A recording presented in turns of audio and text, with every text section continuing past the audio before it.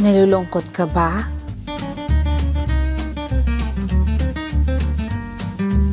Nalulumbay? Walang magawa sa buhay? Tara na, pack your bags at gumala tayo!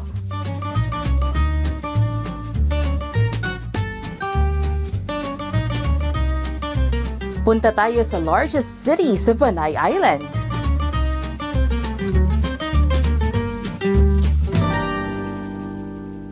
Tara at mag-explore dito sa City of Love, Iloilo City.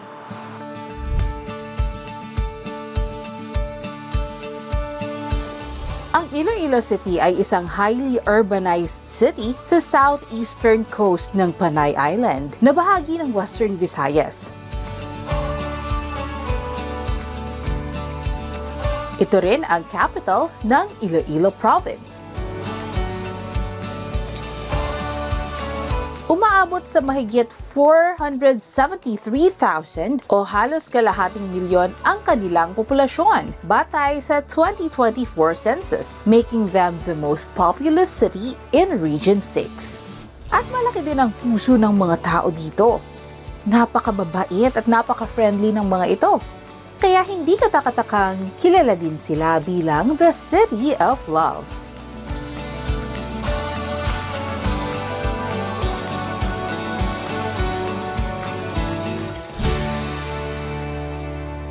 I hope you can hear every note that my heart sings, like a choir of bells, how they all ring. Oh, can't you tell? Timpani swells and heartstrings. There's a place deep in our hearts where it matters. We can stay there forever and after. Written in stars right above where we are. I hope you don't mind if I say that I love you.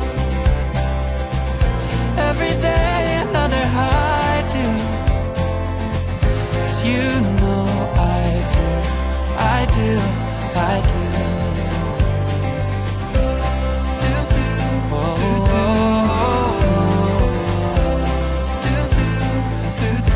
You know I do, I do.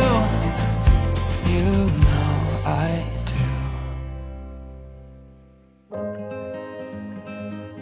Pero bukod pa dyan, Iloilo City has a lot to offer. As in, ang dami! At meron din ditong mga places na hindi mo kailangan gumastos ng malaki para mag-enjoy. Di ka naniniwala? Tara, subukan natin ang ilan sa mga yan. Nature walk within the city? Yes! Yung tipong relax lang, walang gastos? Yes na yes! At no need na lumayo pa dahil there are areas within Iloilo City na magagawa mo yan. Gaya na lang ng Iloilo City River Esplanade. Dito sa Iloilo City River Esplanade 1, pwede kang mag-jogging, walking, at marami pang iba. Kung gusto mong maging physically fit, ito ang isa sa mga places na pwede mong puntahan na hindi ka gagastos ng kahit sino. Ang Iloilo City River Esplanade ay isang linear park na nagsisilbing key component ng Iloilo River Improvement Initiative na inilunsad ng lokal na pamahalaan ng nasabing syudad noong 2012. Sa paglipas ng panahon ay naging patok na puntahan at tambayan ito ng mga locals at kahit ng mga tourists na gustong maging physically fit, mag-relax at maging malapit sa nature without leaving the city.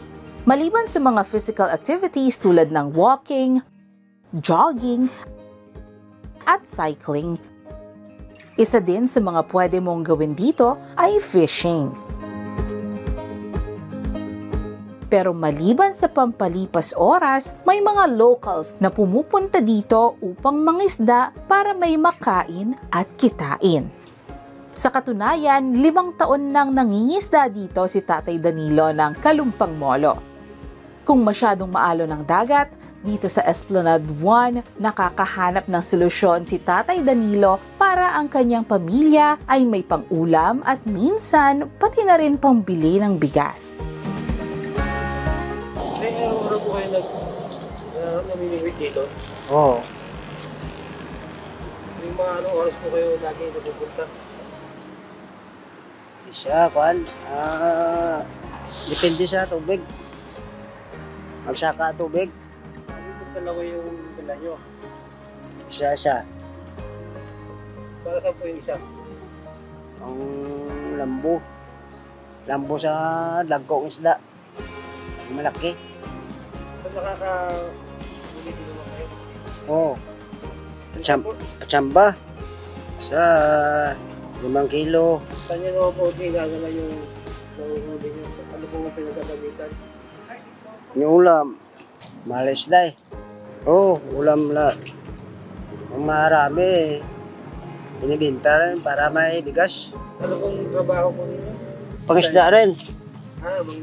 Mangisda Pangisda. talaga. Mabalod sa kuhan eh, dagat. Pag malakas ang alon sa dagat, Dito kami. Huli pang ulam. Mahal isda.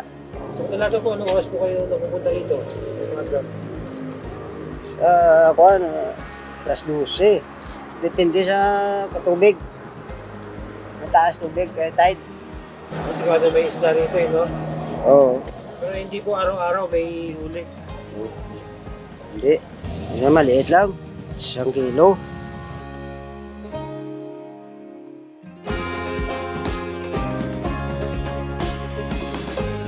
Isa sa mga maaring rason kung bakit maraming isda sa bahaging ito ng Esplanade ay dahil sa mga bakhaw, isang species ng mangrove trees na tumutubo dito. Nagsisilbi kasi itong lugar kung saan pwedeng magparami ang mga isda at iba't ibang mga marine animals. Kaya napakahalaga talaga ng mga bakhaw o bakhawan sa isang ecosystem.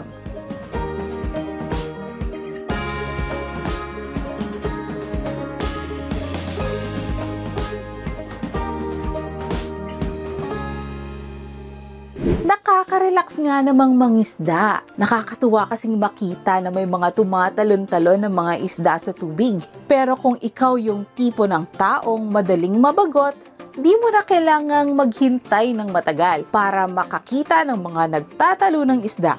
Dahil sa La Paz Plaza, matatagpuan ang Coy Lagoon.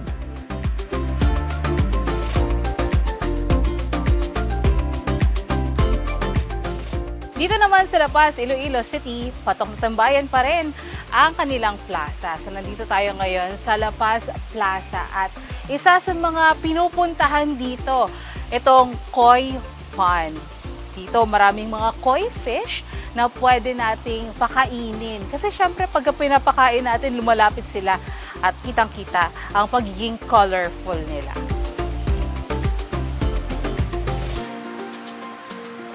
Hey, fishy! Woo! Ay, lalaki nila. Yeah!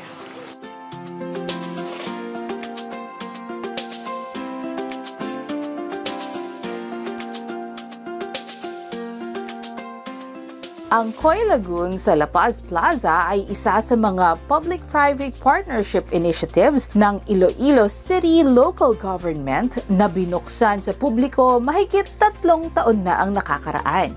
Tahanan ito ngayon ng mahigit 1,000 koi fish at nagsisilbing atraksyon at tambayan ng mga residente ng La Paz District at ng mga taga-ibang lugar na dumarayo dito. At ang maganda pa dito, walang entrance fee. Since 2021, soft opening kami. Nag-umpisa sa mga 1,500 na kois. Kasi ito ay private-public partnership between GBP and Iloilo City Government. Yung project, yung target nila is na para may galaan yung tao, not only just to enhance the beauty of plaza, but also to provide our community where they can relax, they can, as a group or family or lovers. More lovers na yun kapag maghapon dito. Oh, marami. mga students after classes. Sa ngayon, mayroon na kaming almost 2,700. Ano lang yan, yung donation from other private individuals. Open yung plaza, matanggap kami ng donation, galing kahit sino. Tapos si Mayor nag-donate din siya another 1,000 fingerlings ng mga coin. Ngayon, malaki na sila. Hindi mo na makita yung maliit, pinakamaliit, mga 6 inches na 7 inches. Pwedeng mag-fish feeding dito. Nakaka-excite panoorin ng mga koi fish na nag-feeding frenzy. Pero kahit ganyan nakaganadong kumain ang mga kaibigan nating koi fish, may secret code pala sila para tawagin ng mga ito.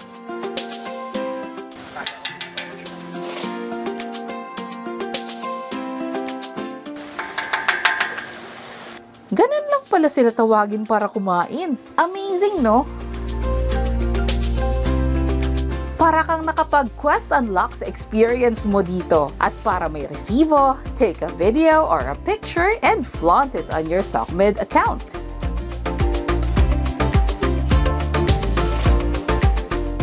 I-invite ko po kayo lahat na bumisita dito sa Koi, no?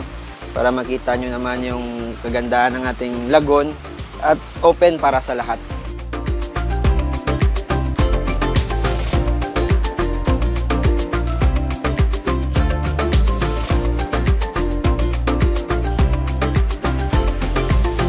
Hindi naman pwedeng puro na lang tayo gala. Dapat may kain din. At anong takbuhan natin pag gutom na tayo pero low on funds? Tama ka dyan. Street food. At dito sa Molo Plaza, hindi ka mauubusan ng options kahit na maulan pa. Nandito tayo ngayon sa Molo, Iloilo City. At nakikita nyo naman, maulan ngayon. Pero kahit na maulan, talagang dumayo kami dito para ma-share sa inyo ang taste of Molo. Isa doon ng pinakakilalang Joann's Molo Fishball kung saan libo-libo ang kanilang nabebenta araw-araw. Pero gano'n nga ba ito kasarap at bakit ito napakabenta? Tara, tikman natin. Hindi basta-bastang fishball lang ang Joann's Molo Fishballs. Dahil sa sarap ng kanilang kakaibang fishballs ay na-feature na sila sa iba't ibang food and travel vlogs. Certified sikat!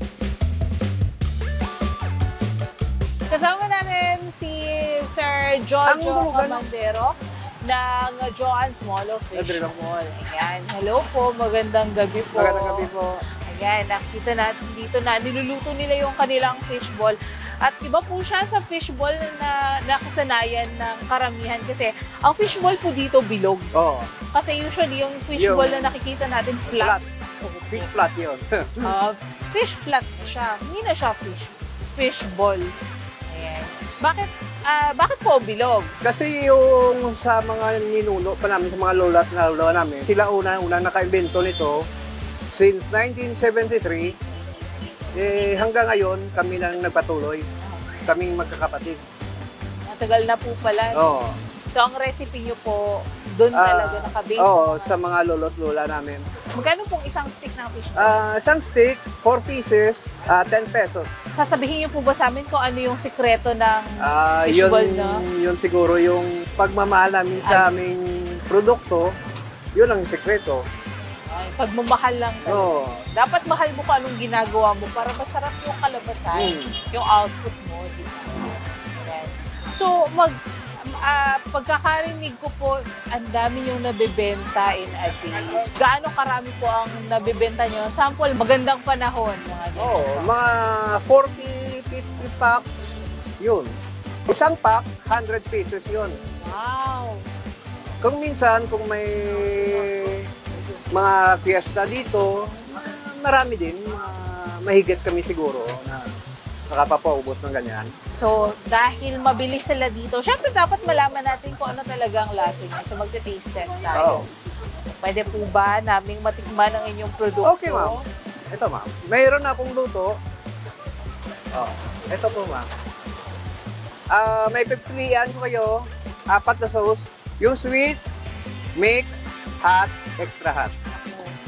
Medyo mahina po ako sa extra hot. Dito po kayo sa mix. Sa mix, sige po. Doon po tayo sa mix.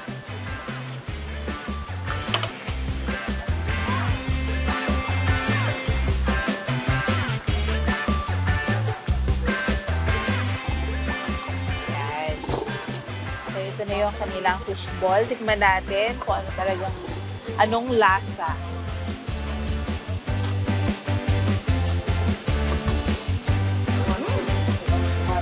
Fairness, mix siya pero maanghang. Pero talagang lightweight ako pagdating sa anghang eh. Tsaka, Dua kasi ito. malutong. Malinamnam. Malalasahan mo talaga yung spices na ginamit nila. Kaya lang mahina din ako sa spices. Hindi ko alam kung ano sang spices, pero talagang malalasahan mo siya. And for a price of 10 pesos, sa 4 na piraso, hindi ka magsisisi. Kasi masarap talaga siya, malinamnam siya. Ano So, yan? it's a must try dito sa Mall of Iloilo City.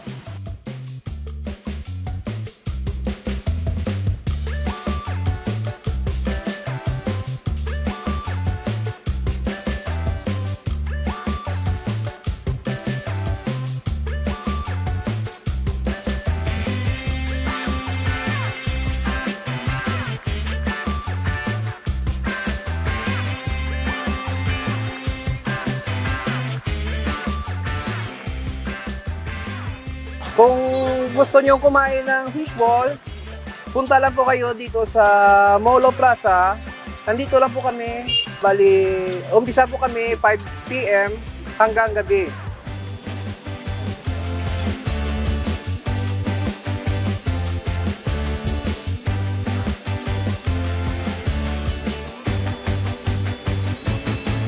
Medyo bitin eh. Subukan pa natin yung iba.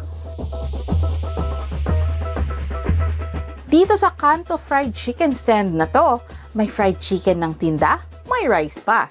At talagang mabili ang mga paninda nila. Masubukan niya.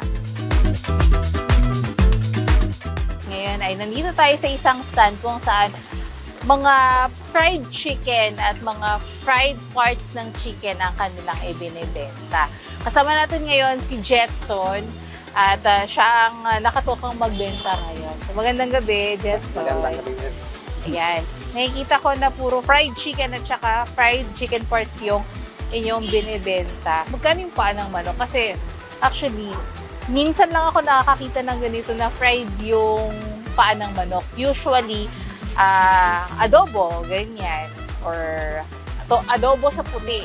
Yung walang toyo. Para siyang pastil, ganyan. Barbecue. Pero ngayon, fried chicken feet yung nakita ko.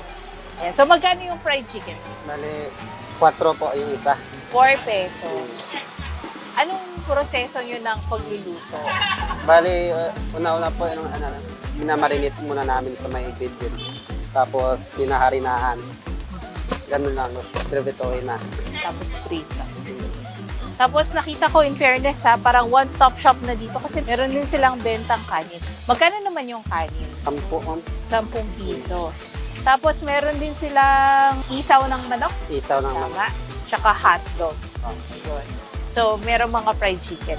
Ang tawag dito, Thai part ba yan? Thai part, ito yung, ito ma'am. Meron tag 25, meron din tag 35. Yung, nasan dyan ang tag 25? Ito yung 25 ma'am. Nasan dyan ang tag 35? Ito. Tapos, anong pinakamahal? Ito yung gantong gatay, yung ketchup pack. 55. 55. Plus rice na 10 pesos, 65. Oh, so, sa presyong 65 pesos, mabubusog ka na. Kasi yung pecho pack na tinatawag nila is malaki siya. Pwede nyo nga siyang i-share. Pwede siya for share. Pabili ako ng yung pritong paa ng manok. Iinitin pa ma'am. Iinitin pa natin. Masarap, ano mas masarap? Yung mainit o hindi?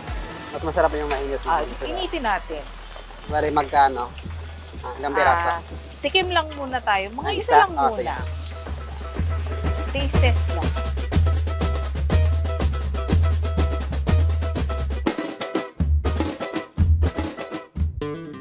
Anong sausawan ninyo? Meron gravy, meron ding suka.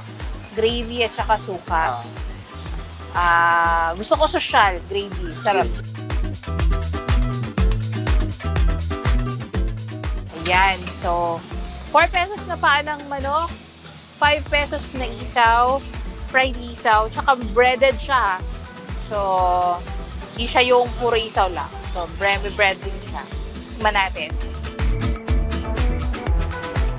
Init. Isaw. Alay. Malinis. Hindi ka mangingiming kumain ito. Yeah. Masarap siya. Thumbs up. Hindi ko lang ma-thumbs up, pero thumbs up yan. Tignan naman natin yung paa. Goods na. Sa presyong 4 pesos, siguro may 5 ganito, plus kanin nilang 10 piso, goods na goods ka na for your meal. Talagang budget meal siya para sa isang individual na nagtitip. 2 thumbs up, pero isa lang may tataas ko. Pero 2 yan. Sa mga amigo-amiga, talagali kung gusto nyo magbakal sa manok, tadto na kamo dis may Plaza Mulo. Ari lang kami din.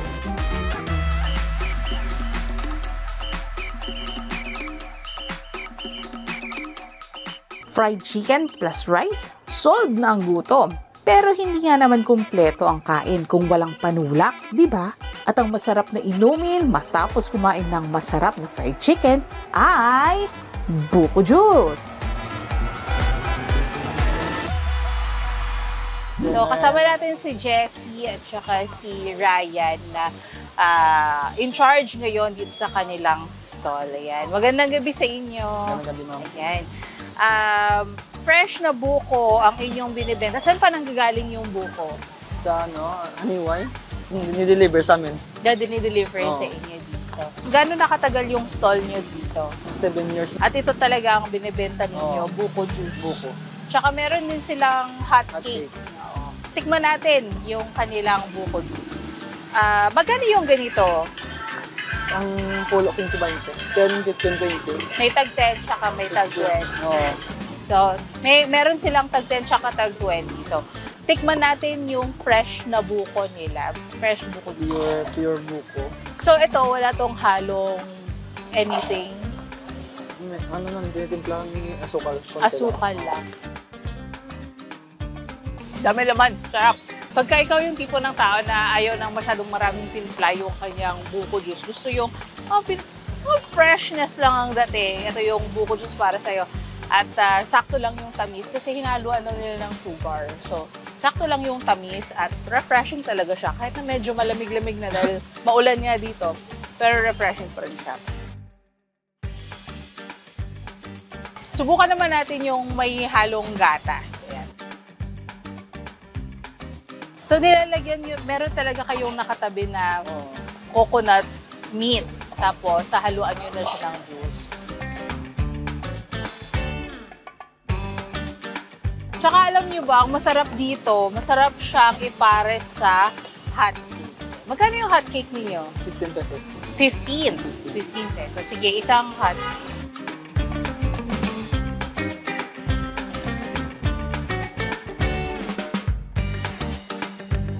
So, ito na yung hot cake. Tikman natin yung kanilang hot cake. Alam nyo, yung una kong naiisip dito pagka meron akong hot cake o pagka nakakita ako ng hot cake, na bumibili kasi talaga ako kasi it brings back memories noong mga panahon na elementary ako. Kasi ito talaga yung isa sa mga pinakamabili at saka pinaka-popular na makikita mong snack sa school, hot cake.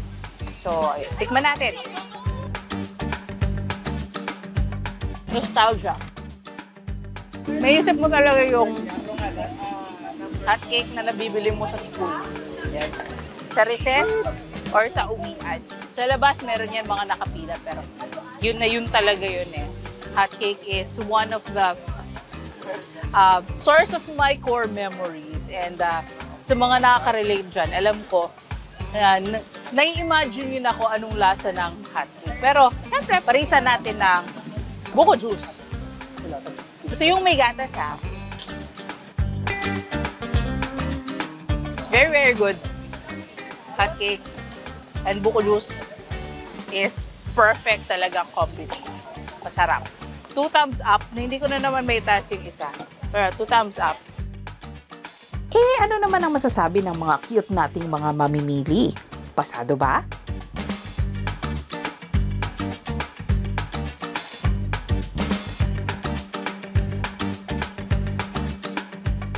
Kamusta yung buko juice?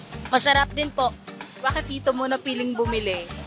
Kasi dito po yung masarap. Dito po ako bumibili. Shout out kay mama ko da. Sorry, ma. Kamusta naman yung buko juice? Masarap. Bakit dito mo naisipang bumili? Kasi dito sila bumili at masarap rin. Masarap lang po. Bakit dito mo naisipang bumili? Kasi masarap at ang lasa masarap din. Shout out kay mama. Hi, ma! Naimbitahan ko kayong pumunta dito sa Molo Plaza. Gusto nyo uminom ng buko, meron dito yung original fresh buko. Masustansya.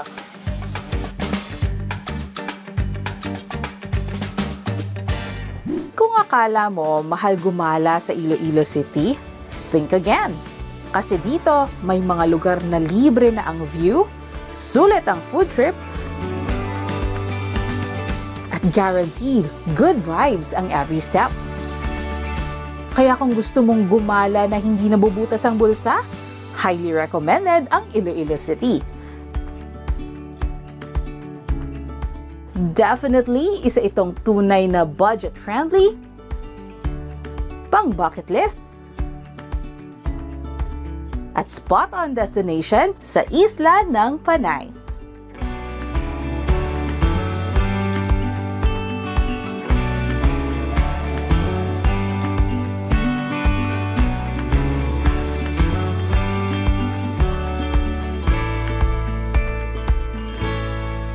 Samahan niyo ulit ako sa susunod upang tuklasin ang Panay, isang biyahe, isang kwento at a time. Ako si Peach Ledesma at ako ang inyong Panay Explorer.